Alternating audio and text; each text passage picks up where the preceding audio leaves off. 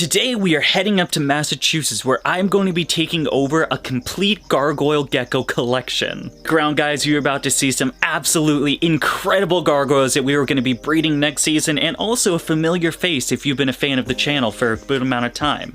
Let's get into it.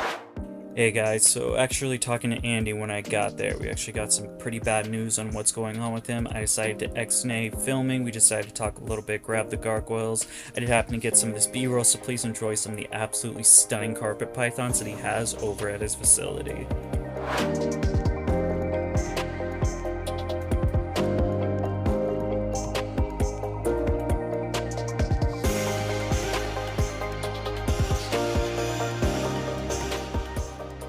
How's it going, boys and girls? Now, I'm filming this part after because, of course, I wanted to talk to Andy first about all this stuff because this topic is a little bit personal, very personal to him, and I wanted to get the okay to share it with you guys. And he did end up giving his blessing for me to talk about it, so we'll talk a little bit about some really bad news, I guess, at the end of it. Bad news, which is the reason why I'm carrying this collection that I have right now. The way this thing got into motion actually happened at the last Massachusetts Reptile Expo I went to. I like to talk all to my fellow reptile breeders. Andy was there, so we started hanging out and shooting the shit a little bit. That's when he was talking to me about, hey, I'm letting go of my collection. I'm going to give you a good price if you want it. Two things went into my mind. Number one, your boy's broke at this point. We're not doing that well financially, so I really couldn't buy out an entire collection. And number two, it kind of puzzled me. Now I understand like letting go of a few breeders, but disbanding an entire collection that you've worked for with generations of those animals that built that collection, it was a little bit like weird. So I wanted to be like, well, what's going on, man? Why would you get rid of like all of these gargoyles? You've been working with them for years and years. So he came to me and said the volunteer that he's been working with for a couple of years now, helping him maintain the collection size that he has, is no longer able to work with him.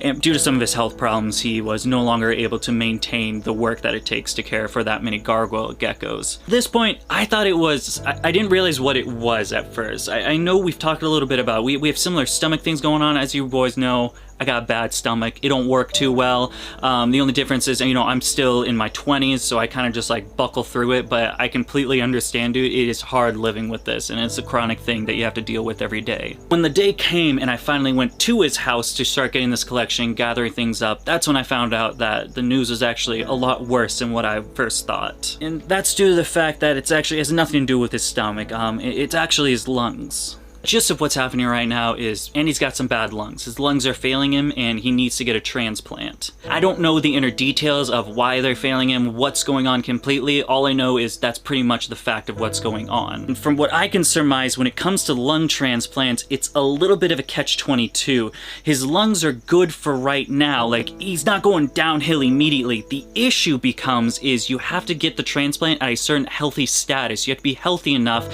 to survive the transplant and keep going with it. It's up a number of complications, you know? Like, it's one of those things where like, do I really want to go in, get this transplant, and then all of a sudden I have fear of the transplant rejecting, constantly going for more post-ops, this and that. There's so many different variables that go into it. On the flip side of that, if anything were to happen to him, a cold, the flu, obviously, well, I don't know if I can say the C word, is coming back here again. If he gets any of that with the condition that his lungs are in, that could be it for him. And if that were to happen, he could no longer get the lung transplant. Man, that is that's a hard decision, man. That is a very, very hard decision. My man is really pushing through.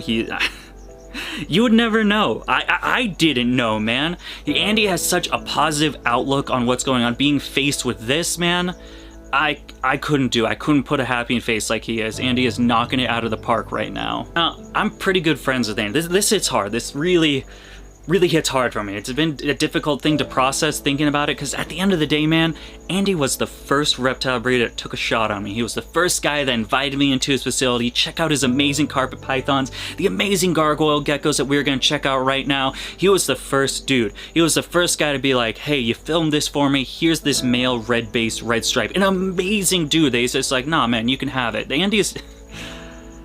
It sucks, man. This is a... Damn. It's tough, right? It's tough. It's a pretty shitty situation. And, You know, I'm over here feeling like this. I couldn't imagine how Andy's feeling. But it's with all that being said, I want to do personally as much as I can to help the man out. Number one is being that is we've made a deal where I'm going to take over the collection and we're going to be 50-50 partners into it. That means next season when I start selling gargoyle geckos, or when we start producing gargoyle geckos to sell, any gecko produced using Andy's animals will be a 50-50 split when it comes to profits. That way Andy doesn't have to discard with the collection completely while also making passive income for all the work that he's done over these years. Last thing I would want anybody, especially him, to be disbanding a collection, especially at such a low... I mean, these are some of the best gargoyle geckos I have ever seen, man. And to see some... the really amazing part is being... because I labeled all of them, right? I'm being able to pick together, like, which line, which generation is this one. I see the mom, the dad, and then here's the baby adult that produced those ones. Here's the grandmother. There are geckos in here that I now have that were breeding when I first got into the reptile hobby. It's just amazing. There are some, like, 2016, 2017 animals in here, pretty much around the same time that I started. It's incredible, and I'm glad I was able to keep this collection intact. I mean, it's awesome, man. I'm honored to be able to get this opportunity. Obviously, a lot of trust goes into this. I mean, if there was to put a market value on this collection, I would put it $15,000, $20,000 easy, probably even more if we were to individually sell each animal. It's a lot of money and a lot of trust that goes into it, and I'm honored to hear that Andy trusts me enough to get this work. So I'm happy to say 50% of each profit that we go moving forward in the 2024 season out of these animals will go back to Andy to help him. If you guys are interested in carpet pythons, he still has those. He's still breeding the carpets. Make sure to go buy one from him. I've never seen cleaner carpet pythons than from my man Andy. That would be the place to get them. Thank you guys so much for hearing me out in this message. Andy, my heart goes out to you, man. You've done some amazing work with these gargoyles. I'm honored to take on that torch and continue the collection. We're gonna make some absolutely amazing gargoyles, and it's all thanks to you. Let's get back into the video now and really check out some of these amazing guys. But alright, boys and girls, with all of that being said, you know, some hard stuff, it's time to get to work. Now, Andrew was kind enough to give me 2 of his rack systems. We got a 6-tier and a 3-tier, but with 20 gargoyles, that still leaves 11 more enclosures. And with the new cow, the crested gecko upgrades not coming till the end of October, we gotta make some temp setups, which means I had to go to Walmart. I got 11 new tubs. It's time to drill some ventilation, get these things set up, and then unbox 20 new gargoyle geckos. I'll be back.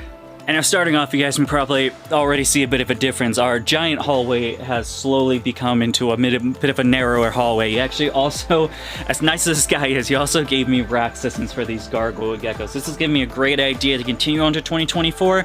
Actually, in the next couple of weeks, we're actually going to be taking all of the bins for all of these breeders and making a giant rack system that's going to go against that wall right there. Talking about some of these guys, so I think we'll just start pulling stuff out and talking about them. First up on the list, we got some holdbacks that might be ready for next season or maybe the season after. They'll probably be another year. There's like that sub-adult sized. I mean, just really hitting out of the park with the first one. Look at the striping at this guy. Nice dark dude. We got that creamy bottom stripe, and then of course those really great red dorsal stripes going up.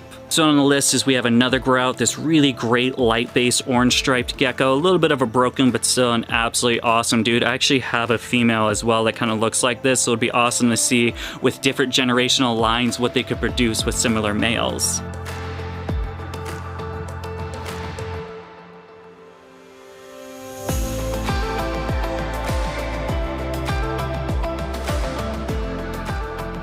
We get into some big boys. These are mostly going to be male. I sectioned it out to holdbacks and males on this side, and then females are going to be on the other.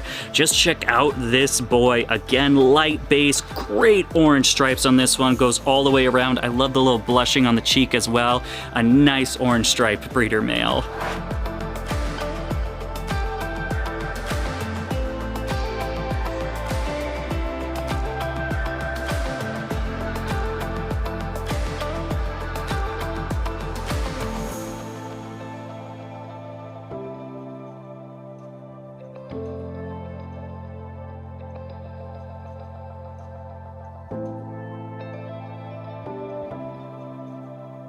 Alrighty, get into something a little bit different. We've got this guy right here. Check this out. Absolutely awesome. I think this is what you would call a blotched or A blotched or reticulated Jesus Christ, this guy's jumpy. Absolutely awesome, dude. Check that out. Again, something different. We've done only stripes so far, so we've got a couple of different little stuff that kind of varies from the colorful colorful stripes that we've been doing for the past couple of years.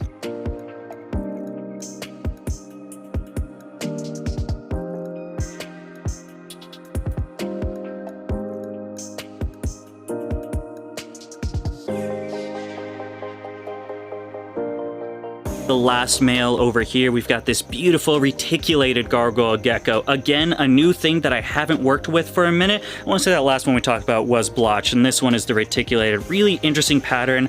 Again, unfortunately fired down, but super interesting, man. It's cool going from being a stripe guy all these years to getting a little bit of something different, a little funky. I'm really excited to see how the babies produce, what the pairings are going to be, because of course me and Andy are going to talk together. Obviously he's been running this collection for, well, the entire time. He's gonna be the guy to tell me, you know, what pairings work best, which ones we should run. So I'm really excited to see what female we should pair with this guy and what that pairing's gonna look like with those babies. So then from what you can see over here, a little bit has changed. We've got all of these now. These are gonna be all the females. I believe there is one more male on the bottom, but the rest are gonna be girls.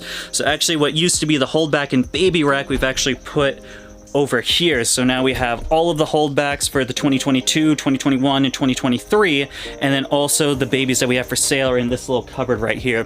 The game plan is going to be actually X out that cupboard. We're going to tear down this shelf with just some empty tanks right now, build a giant rack system. So the rack system is going to go floor to ceiling here, all the way over to about here. Doing the math, as long as I did do my math right, we should be able to put 36 58 quart tubs along that wall. Gonna be absolutely awesome. Again, it's gonna be in a couple of weeks. We actually X-feed the old style. We were planning on doing those new crested gecko tubs for this one because getting the new tubs for all these gargoyles as well would have cost me about $24,000 or $2,400, not $24,000, but over $2,000. Doing a really giant rack system while utilizing the tubs that we already have, that's going to cost me about $500-600. So obviously we made the play to save a little bit of money. We're only about halfway done. Let's start pulling out some more geckos. Here we go.